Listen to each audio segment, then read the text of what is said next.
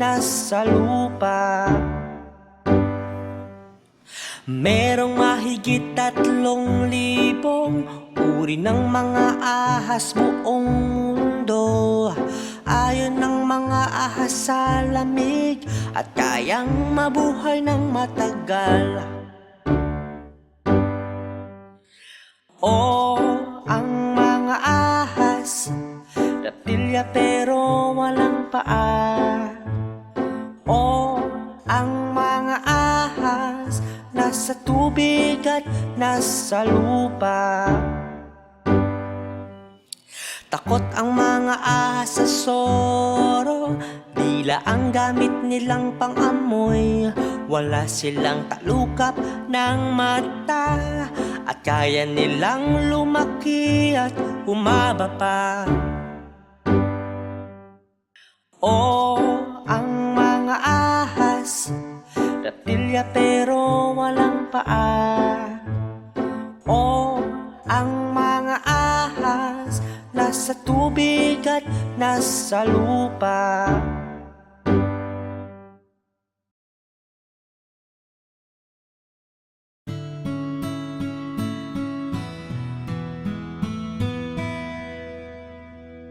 Tutugtog ako ng gitara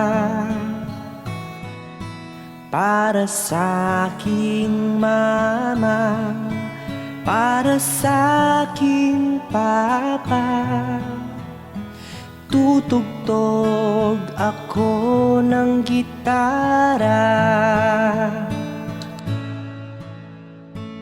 Di madaling tumugtog ng gitara. Sa unang kumpas nahihirapan ka. Kailangang hanapin ng tamang nota,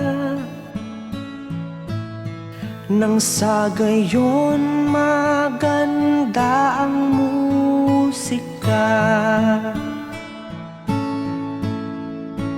Tutugtog ako ng gitara para sa aking mama, para sa aking papa. Tutugtog ako ng gitara. Tutugtog ako para sa pamilya, para naman maging masaya sila. Sa simpleng tugtog mula sa gitara ay alam kong mapapangiti sila. Tutugtog ako ng gitara para sa aking mama, para sa aking papa. Tutugtog ako ng gitara.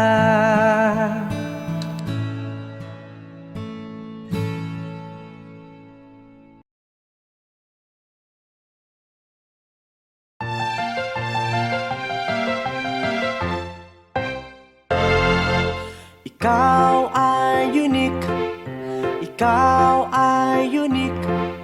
Ang cute mo at di ka pangit. Ikaw ay unique, ikaw ay unique. Ikaw din ay naiiba sa lahat. Hayaan mo ang mga sinasabi ng iba. Katulad nila ay may talento ka rin. Huwag mong ikumpara sarili mo sa kanila. Dahil may taglay ka din na wala sila. Ikaw ay unique, ikaw ay unique. Ang cute mo at di ka pangit. Ikaw ay unique, ikaw ay unique. Ikaw din ay naiiba sa lahat. Tumayo at ika'y tumindig. Sa kanila di ka padadaig. Huwag sobrang ibaba ang sarili, dahil ikaw na tao ay mabuti. Ikaw ay unique, ikaw ay unique. Ang cute mo at di ka pangit. Ikaw ay unique, ikaw ay unique. Ikaw din ay naiiba sa lahat.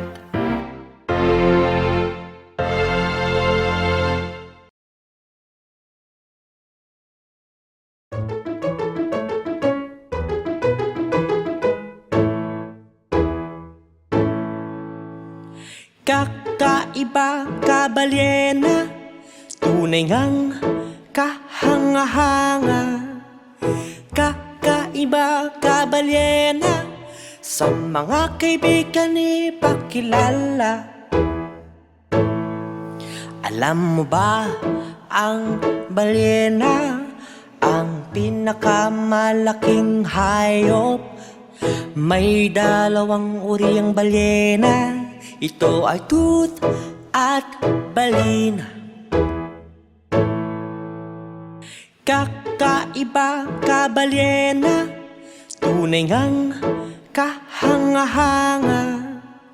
Kakaiba ka balyena, sa mga kaibigan ipakilala. Alam mo ba, meron ding balyena na halos di kumakain sa isang taon. Pag natutulog di naaalis sa pwesto, at mahilig sila sa maliliit na isda. Kakaiba ka balyena, tunay ngang kahanga-hanga. Kakaiba ka balyena, sa mga kaibigan ipakilala.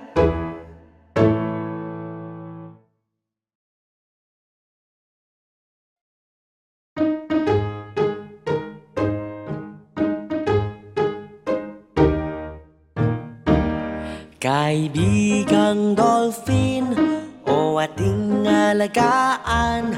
Kaibigang dolphin, o ating ingatan. Kilala sa tawag na lumba-lumba, ang dolphin mabilis lumangoy.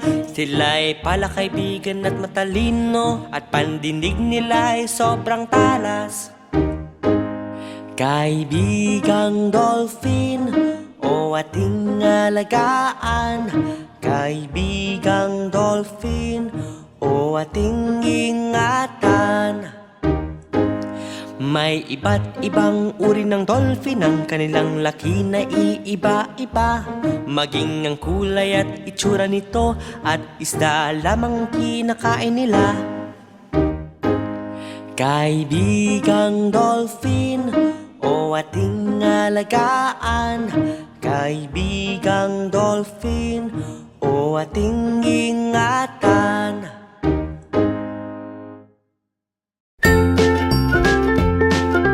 Mga bata, huwag kalimutan i-like ang video, mag-subscribe sa aming channel, at pindutin ang notification bell.